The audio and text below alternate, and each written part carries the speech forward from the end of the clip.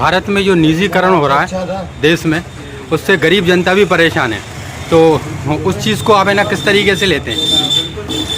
देश में सुनियोजित तरीके से एक जो गरीब तबका है उसके दमन का योजनागत तरीका निकाला है मोदी सरकार ने निजीकरण का। निजीकरण यानी कि प्राइवेटाइजेशन यूपीए के एजेंडे का एक महत्वपूर्ण भाग था।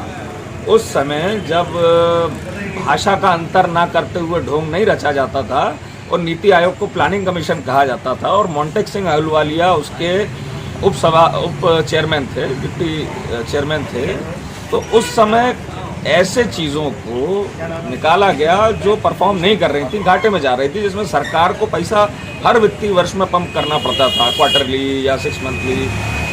तो ऐसी चीज़ें निकाली गई, लेकिन फोकस ये रखा गया कि ये चीज़ें जो घाटे में जा रही हैं इनको प्राइवेट हैंड्स में देके पीछे से थोड़ा सा सपोर्ट फंडिंग देके और रोज़गार बढ़ाया जाए ताकि इकोनॉमी चले। इनने क्या किया?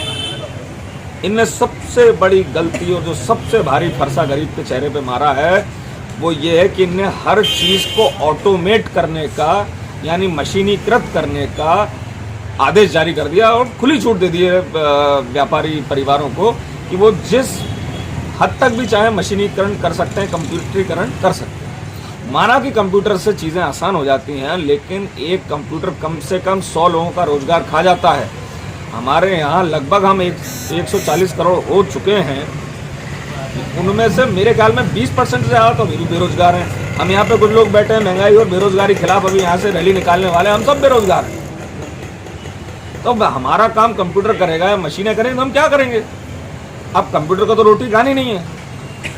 उदाहरण के तौर पे भोपाल में प्राइवेटाइजेशन के नाम पे देश का पहला रेलवे स्टेशन 30 साल के लिए एक निजी कंपनी को दिया कि ये कंपनी 30 साल के लिए हबीबगंज स्टेशन को चलाएगी।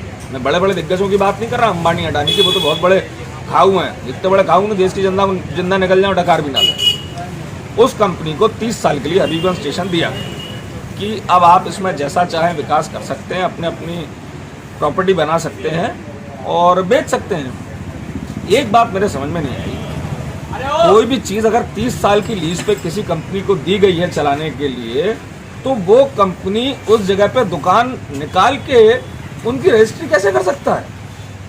जो चीज़ भारतीय रेल की प्रॉपर्टी है उस प्रॉपर्टी पे रजिस्ट्री कैसे हो सकती है? और रजिस्ट्री हो रही है तो वो पैसा उस कंपनी की जेब में जा रहा है, सरकार को कोई रेवेन्यू नहीं मिल रहा। प्लेटफॉर्म टिकट की दर वो कंपनी तय करेगी, उसको कोई फर्क नहीं पड़ता कि कोई गरीब बेचारा खांसता हुआ अपने परिवार के साथ आके प्लास्टिक का टाट बिछा के स्टेशन पे जोरा, उसको कोई मतलब नहीं है। उसकी जेब में हाथ डाल के, उसकी हलक में हाथ डाल के 50 रुपये प्लेटफॉर्म टिकट मिल जाना चाहिए, बस ये उसका उद्देश्य है। वो भी देखना कि प्लेटफॉर्म टिकट है कि नहीं, मशीनें करेंगे उसमें। ऐसा नहीं है कि 4 लोगों को रोजगार मिल जाएगा 5-5, 6-6 हज़ार रुपये महीना। और ये भारत में जो निजीकरण होगा इससे जो गरीब मजदूर किसान नौजवान हैं इन लोगों को भी दिक्कत परेशानी आएगी, हर तरीके से दिक्कत आएगी। अब आप देखो, मैं कृषि कानूनों को अगर निजीकरण से जोड़ के देखूं तो कृषि में भी आप ला तो निजीकरण ही रहे हो। निजीकरण है उसमें। जो कंपनियां आके आपसे करार करेंगी वो वही करेंगी जो ईस्ट इंडिया कंपनी भारत में आज़ादी के पहले करती थी, जिसके कारण 1857 का रिवोल्ट हुआ। वही तय करेगी आपको क्या उगाना है, किस मात्रा में उगाना है, किस क्वालिटी का उगाना है। वही तय करेगी किस रेट पे वो आपसे लेगी, नहीं लेगी।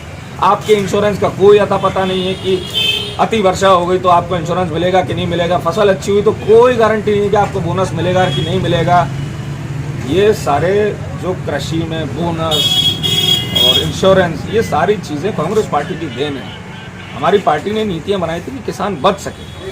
हमने ये नीतियां बना के उसको सपोर्ट किया कि उसका घर का चूल्हा जलता रहे, कम से कम खुशी से घर परिवार बैठ के सुकून से 2 रोटी तो खा ले। आज आपने मध्य प्रदेश में अच्छी खासी चल रही कर्ज माफ़ी के टाइम पे सरकार गिरा दी। कैसे गिराई? सबको पता आपके पास पैसा कहाँ से आता है।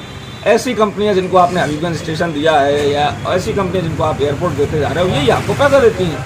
वो पैसा आप विधायकों को देते हो कि भैया इस्तीफा दो, हम आपको चुनाव लड़ाएंगे, उसका पैसा भी हम देंगे और हार गए तो अगली बार टिकट भी हम देंगे। तो ये पूरा जो माया जाल इनने रच लिया, ये देश को दीमक की तरह खोखला करता जा रहा है। लेकिन वो दिन दूर नहीं है कि दीमक की दवाई राहुल गांधी जी हम सबको देने वाले हैं कि जाओ और घर घर ये दीमक की दवाई डाल के आओ, ये सारे टर्माइट जो हैं इस देश से खत्म हो जाने चाहिए। जय हिंद। बहुत